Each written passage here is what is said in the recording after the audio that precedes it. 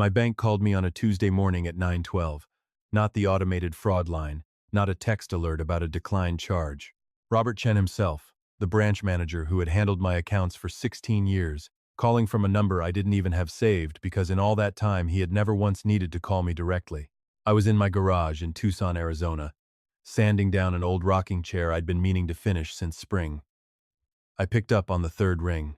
He said, "Walter, it's Robert. I need you to come down to the branch this morning. Are you free?" I said, "What's this about?" He said, "I'd rather show you in person. Can you be here by 11?" There was something in his voice I clocked right away. Not panic. Robert Chen did not do panic. He was a careful, unhurried man who had spent 22 years in banking and had never once called me to discuss anything more urgent than a rate change on my CD. What I heard instead was the tone of a man who had found something he didn't fully understand yet and was choosing his words like he was walking across ice. I said, "I'll be there at 11. I finished sanding the armrest. I let the dog out into the yard, a rescue mutt named Biscuit that my late wife had insisted on adopting the year before she passed, and who still waited by the back door every morning at the same time as though she expected someone else to be the one letting him out. I put on a clean shirt.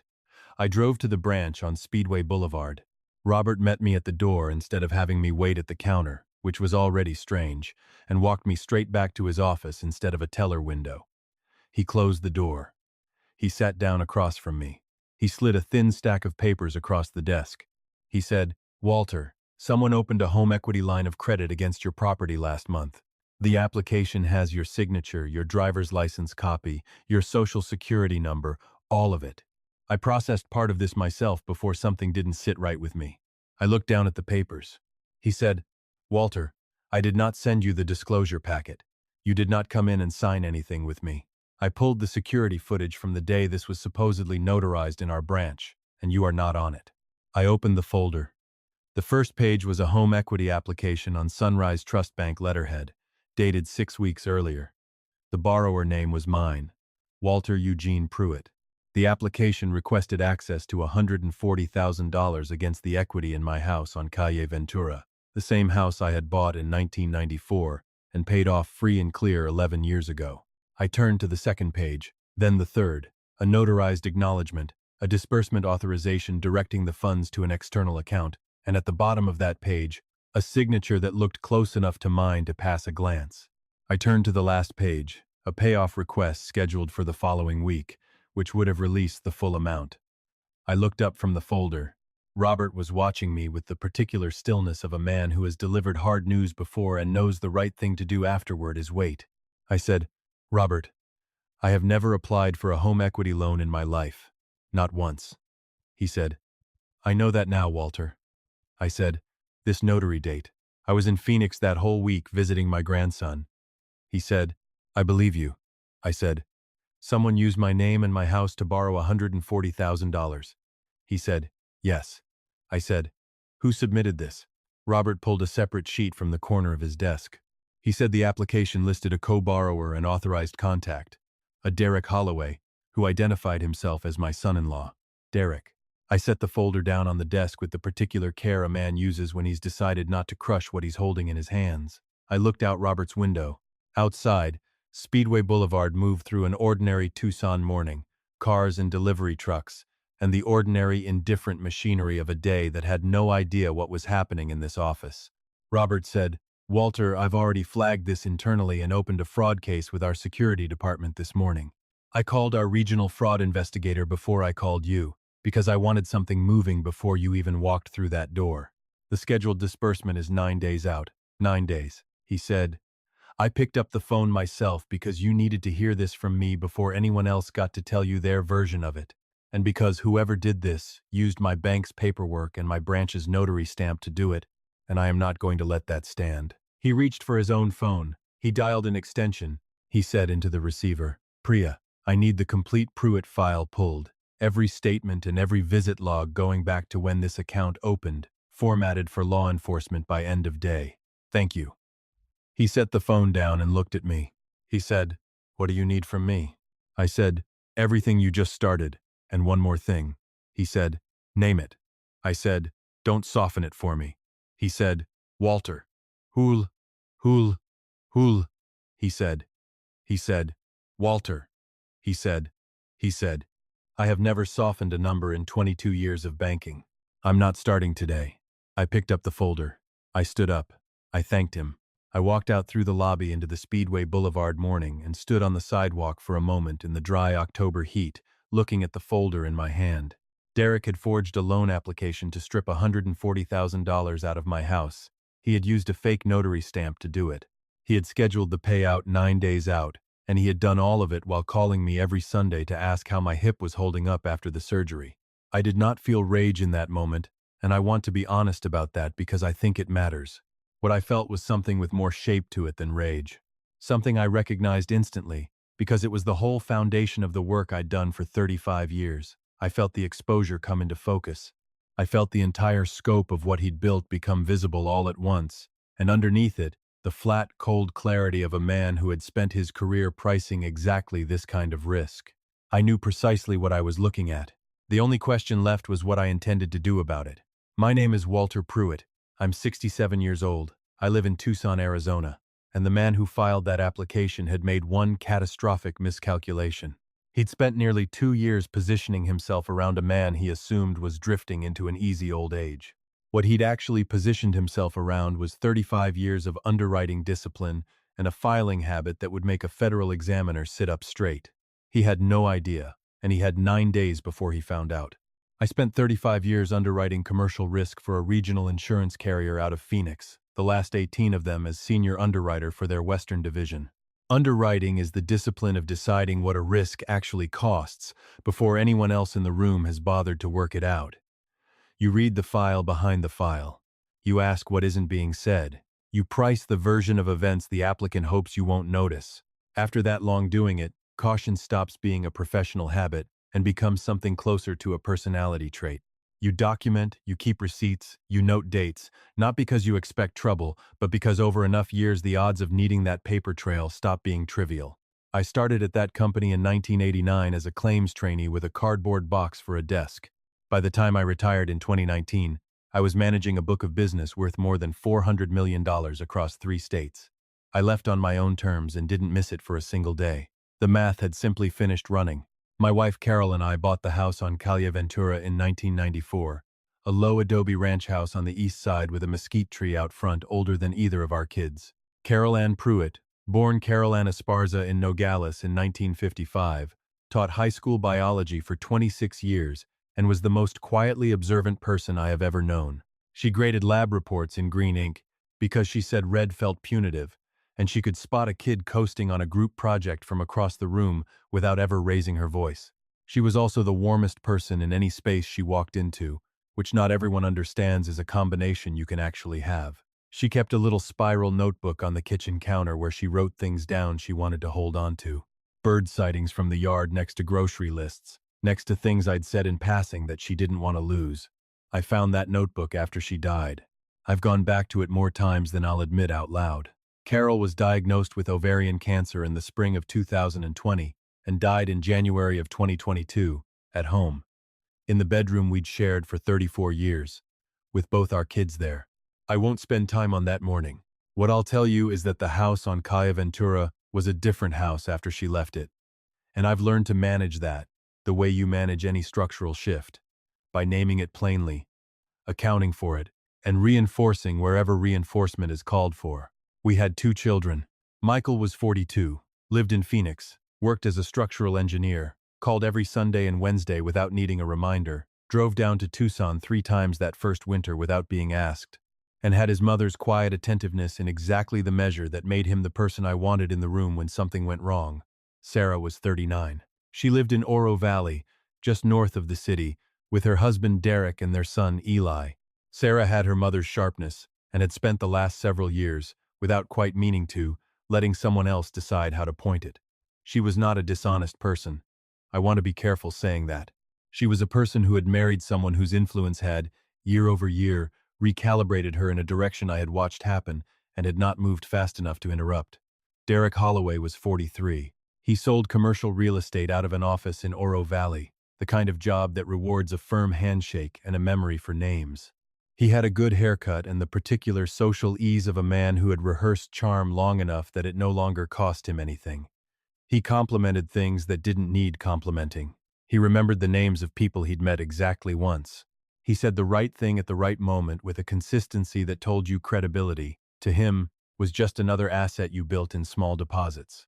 I had understood within 6 months of meeting Derek that he was a man who ran the numbers on relationships the way other people run numbers on a spreadsheet. Maybe not even consciously, just structurally. Carol had understood it in 20 minutes flat. She hadn't said it outright. What she'd said, driving home from the first dinner with Sarah and Derek back in 2013, was, "Walter, that man is always causing something." I told her I knew exactly what she meant. She said she figured I did. The early years of Sarah and Derek's marriage looked unremarkable from where I stood. They bought a house in Oro Valley in 2016. Eli was born in 2018. They came down to Calia Ventura for holidays. Derek was always precisely tuned. The warmth, the attentive questions, the little details he'd remember. All of it exactly enough to make him look like a son-in-law, a man ought to feel lucky to have. What I noticed and logged without acting on started around 2021. Questions about what the house on Calle Ventura might be worth now. Comments about whether my estate documents were current. An offer to take a look at my investment accounts, just as a courtesy, nothing formal. The pattern of a man who had decided that being near something valuable was a kind of down payment on eventually owning it. Carol caught it too. She'd said to me one evening that fall, sitting up in bed with her spiral notebook, "Make sure everything's written down somewhere, and make sure it isn't only you who knows where." I hadn't fully understood the urgency underneath that sentence at the time.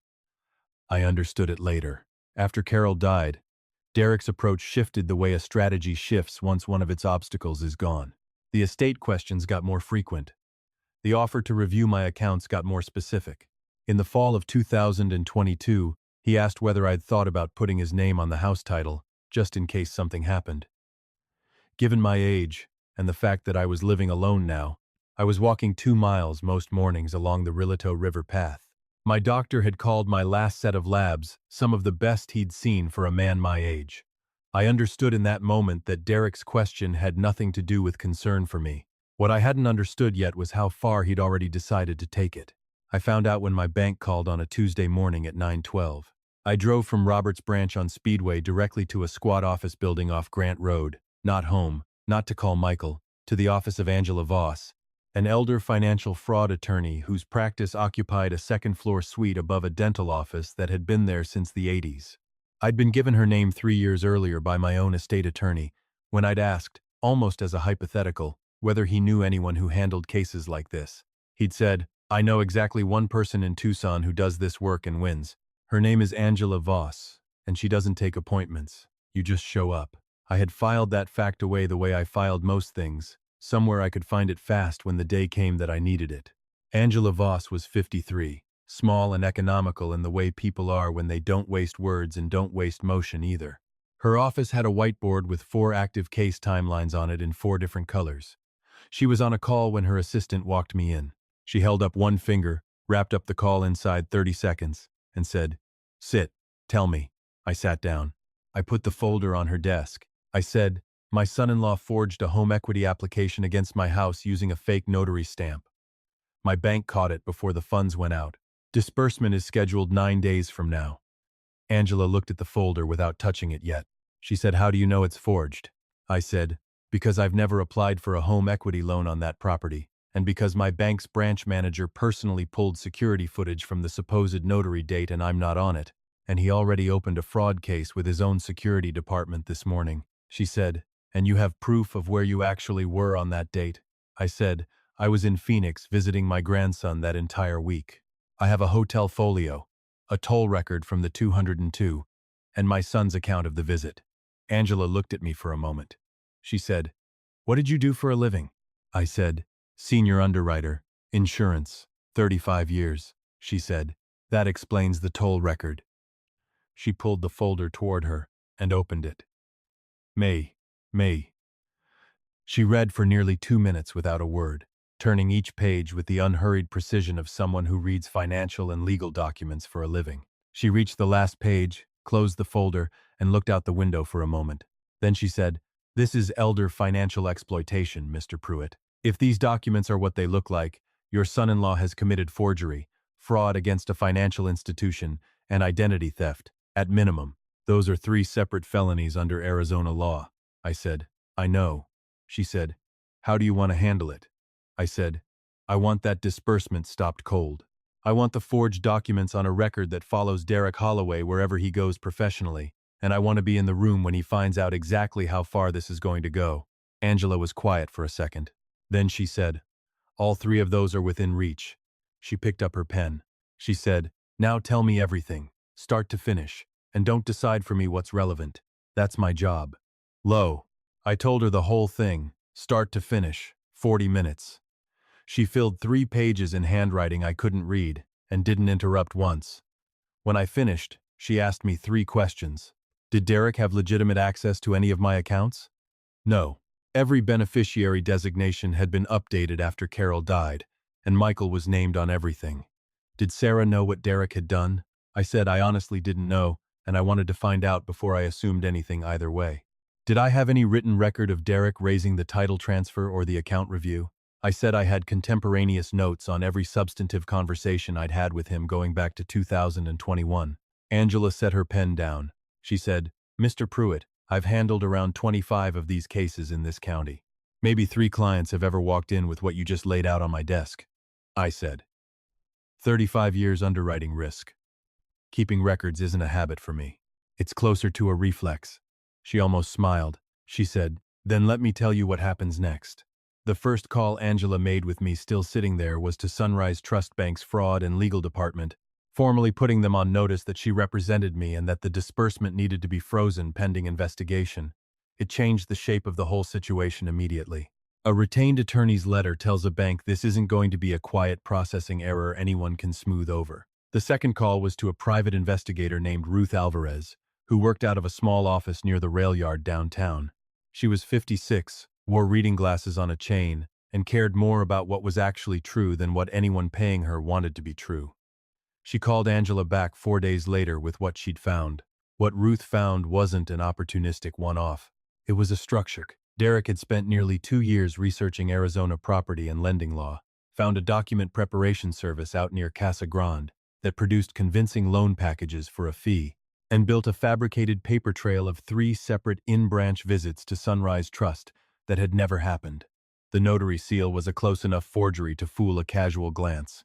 He had lifted my actual signature from a homeowner's insurance claim I'd filed after Carol's illness, back when the 2 of us had signed paperwork together at that kitchen table more than once. He had used documents from my wife's final year to steal my own signature. I needed a minute to sit with that, and I imagine you do too. Ruth also found that Derek had opened a business checking account under an entity called Holloway Family Holdings LLC, registered in Pinal County 18 months earlier. Stated purpose, property and asset management services. No clients, no revenue, no deposits. An empty structure sitting there, waiting on money that hadn't arrived yet. Angela looked at that account filing for a long moment. She said, he built the receiving end before he built the fraud. He was that confident this would go through. I said, he's known me for 11 years. She said, he saw what he wanted to see. A widower in his 60s, living alone, easy to manage. He looked at the surface and drew the wrong conclusion entirely. I said, my wife used to say he was always closing something. She said, she wasn't wrong. He just closed the wrong deal. The question of Sarah is the part of this I've turned over the most in the months since, so I want to tell it separately. I called her on a Wednesday evening, 6 days before the scheduled disbursement date, because Angela had told me the conversation needed to happen before we went any further and I needed to know where my daughter actually stood. She picked up on the second ring, her regular voice, easy, like any other night. I told her to just listen for a minute before she said anything. Then I laid it out, the forged loan documents, the fake notary visits, the shell company sitting empty in Pinal County waiting on $140,000 of my equity. All of it, without stopping once. When I finished, there was a long quiet on the line, long enough that I checked the screen to make sure the call hadn't dropped. She said, Dad, I didn't know about any loan paperwork. I swear I didn't know he'd done that. I said, what did you know? She said, he told me he'd started some kind of planning process to protect the house, that with you living alone now, it made sense to get ahead of things.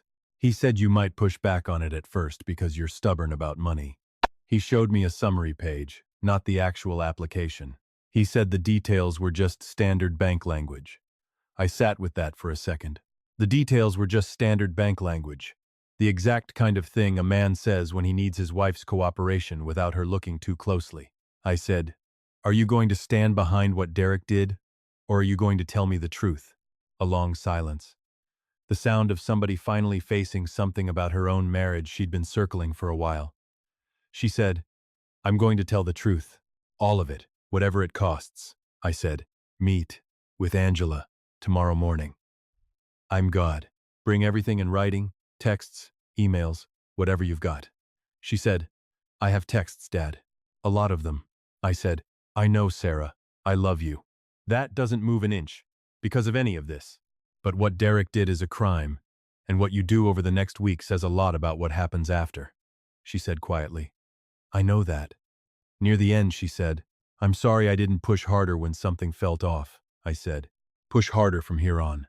I hung up and sat at the kitchen table for a while, thinking about something Carol had said about Sarah once, back when Carol still had the words to say things like this, gently.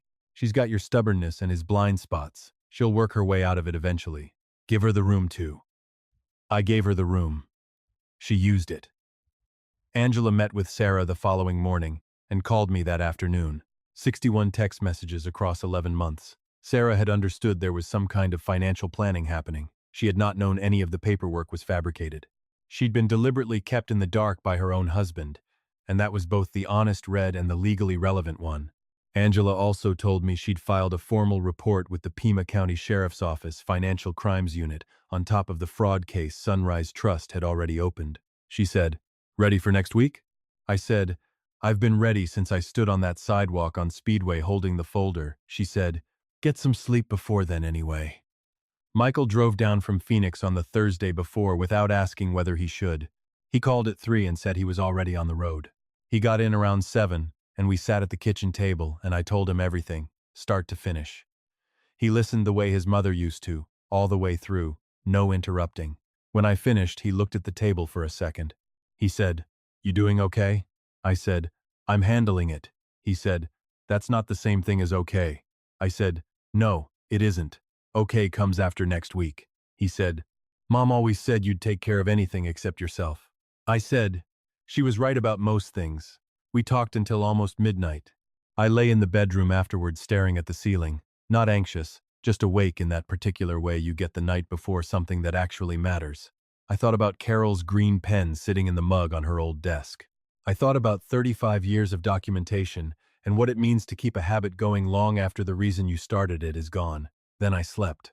The meeting at Sunrise Trust's regional office the following Tuesday morning was as unremarkable as bank conference rooms always are. Gray carpet, fluorescent lighting, framed stock photography of handshakes on the wall.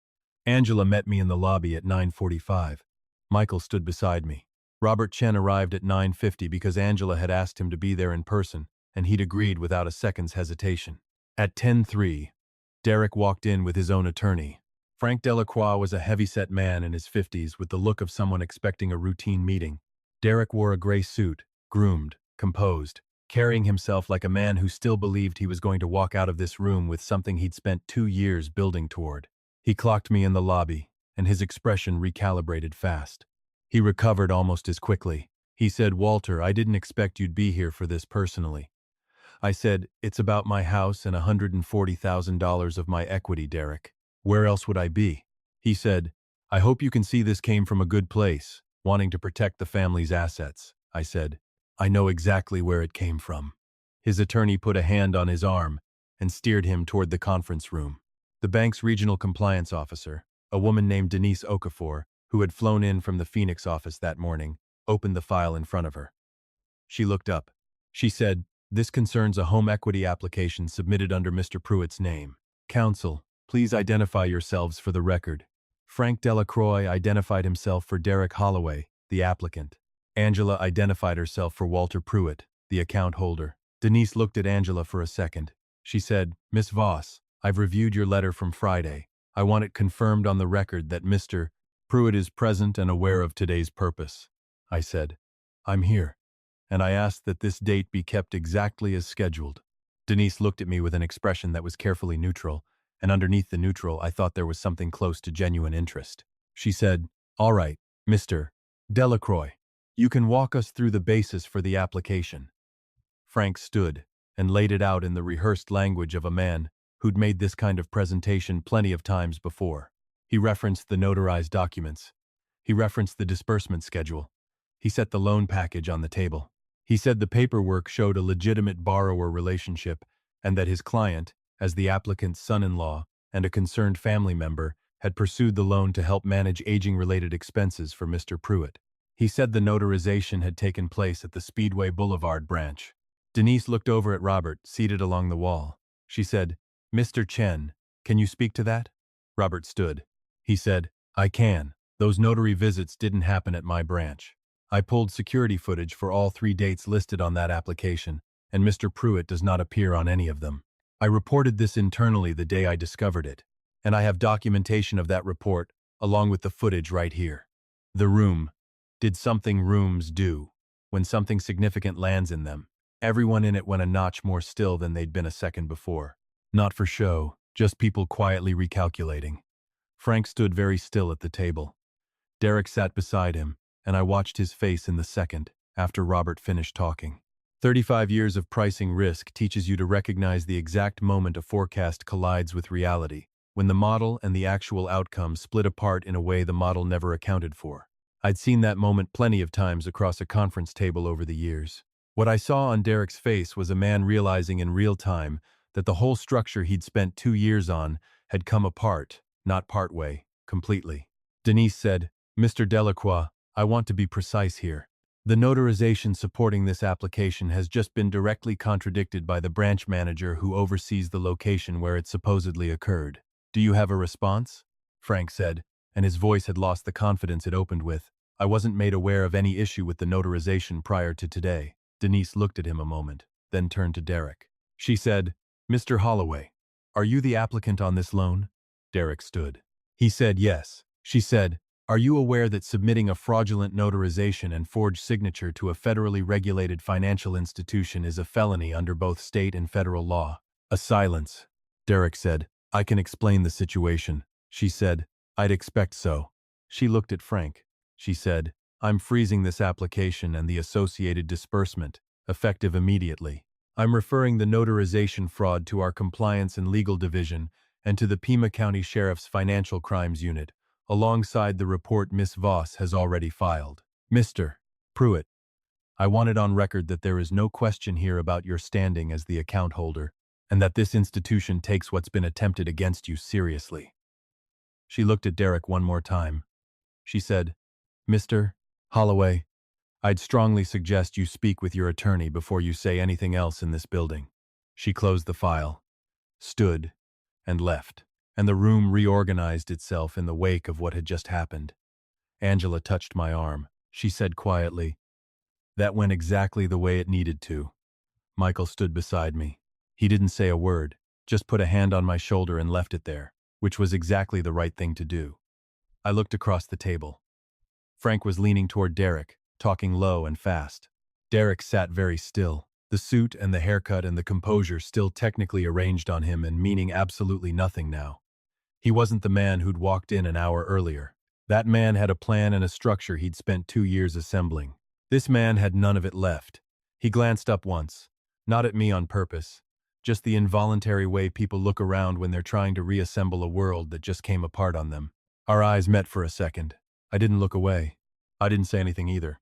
I just looked at him steadily, the way a man looks at a number he priced correctly 9 days ago and watched land exactly where he expected it to.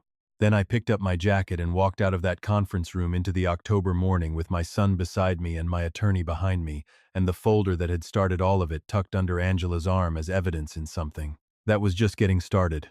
The Pima County Sheriff's Financial Crimes Unit opened a formal investigation within a week. Derek was charged in December, 2 counts of forgery, 1 count of fraud against a financial institution, 1 count of attempted financial exploitation of a vulnerable adult, which is the language Arizona law uses for exactly what he'd planned to do to me. He no longer works in commercial real estate. His brokerage let him go the same week the charges became public. I didn't track everything that followed because I didn't need to. Sarah filed for divorce in February. She brought her 61 texts to Angela's office and answered every question she was asked honestly. She's still my daughter. The line between being deceived and choosing not to look too hard is one I decided to draw in her favor. She and Eli live in a rental near the university now, 15 minutes from Calle Ventura. She comes for dinner on Sunday evenings. She asks more questions than she used to. Michael drove down from Phoenix for the first one. The three of us sat at that kitchen table for the first time in a long while without the weight the last 2 years had put over everything. Sarah said, "Dad, Mom knew about Derek, didn't she?" I said, "Your mother knew things before most people finish thinking them." Sarah said, "What did she know?" I said, "She knew he was always closing something. She just never got to see what he'd try to close." Sarah looked at her plate for a second. Then she said, "I should have asked her more while I had the chance." I said, "Ask now." She left enough behind to answer with. The green pen is still sitting in the mug on Carol's old desk. I haven't moved it. Biscuit still waits at the back door every morning at the same time. I filled his bowl this week with the same brand Carol always bought. The house on Calle Ventura sits in the Walter and Carol Pruitt family trust. Michael is the named beneficiary. Angela Voss is the successor trustee. Everything that matters is exactly where I put it, and it's all written down. I'm 67 years old. I walk the Rilito path most mornings. I keep notes on every conversation that matters, and I run a filing system a bank examiner could get through in under 10 minutes. I am, in every practical and clinical sense, a fully capable adult. And the paperwork that tried to say otherwise is sitting in a criminal case file now as evidence, not as a threat. That's the only record of it that counts. My father used to tell me a man is measured by what he builds and what he's willing to defend. He ran a hardware store in Nogales and did both of those things every single day of his working life without ever needing to explain why. I picked that up the same way I picked up most things that mattered, by watching, not by being told. I built something. Someone tried to take it out from under me. I held on to it with 35 years of habit, one very sharp attorney, and a bank manager who picked up his own phone and made the call himself instead of leaving it to someone else. That's the inheritance that actually holds up.